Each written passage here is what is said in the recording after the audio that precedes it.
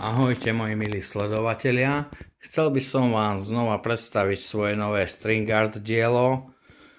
Volá sa Alien Biohazard. Nazval som ho tak najmä kvôli týmto miestam oranžovým na krajoch, pretože vo mne to vyvoláva dojem plynovej masky, ktorú má niekto na tvári.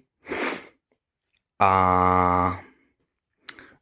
pri jeho renovácii, ktorá prebiehala len minulý týždeň, som najmä pospevňoval takéto kľúčové miesta ideálne dlhými šraubami, ktoré ak aj náhodou pretrčali do druhej strany, tak som ich z druhej strany jednoducho odpílil flexkou, aby niekomu neublížili.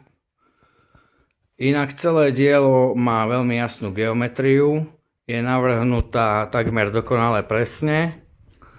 A čo som ďalej robil pri renovácii, vypíloval som tuto v rohoch napríklad, ale takisto v týchto miestach podkladové doštičky, ktoré predtým kazili dojem.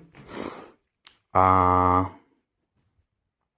teraz to vyzerá byť úhľadné a v poriadku. Ešte na záver vám tu spomeniem, používam takýto jednoduchý zverák, ktorým si dielo prichytím o stôl a celé mi to tam pekne drží a nehýbe sa to, keď vypletám.